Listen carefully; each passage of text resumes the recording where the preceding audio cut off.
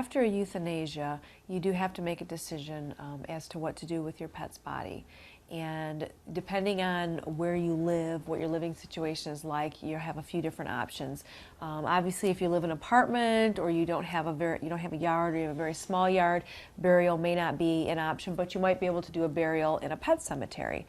And I think that it's very important to allow children to be able to participate if there is a burial. I know my kids did that a few months ago when we had to euthanize our Great Dane, and I think it was a very important experience for them to be a part of.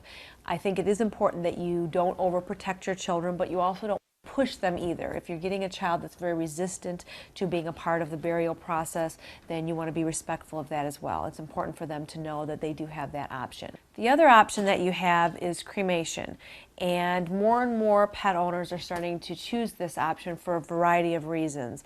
With people moving around a lot, sometimes a burial in the yard is not optimal because they don't want to move and then not, obviously have their pet's remains with them anymore.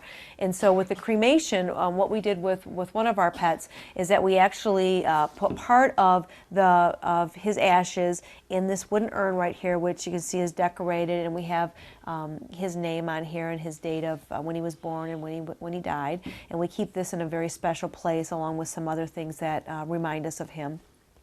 And then what we did is we had part of his ashes put in a plastic case so that we could go and spread them at some point.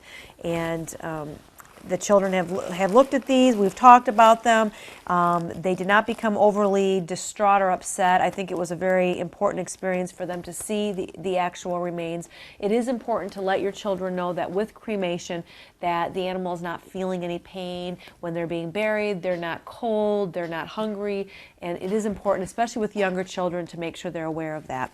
And so what we'll do is when the weather gets a little bit nicer is we're going to go to one of Calvin's favorite spots that he used to like to run and play in, and we're going to spread some of these ashes. And then we also have some that we will keep with us forever.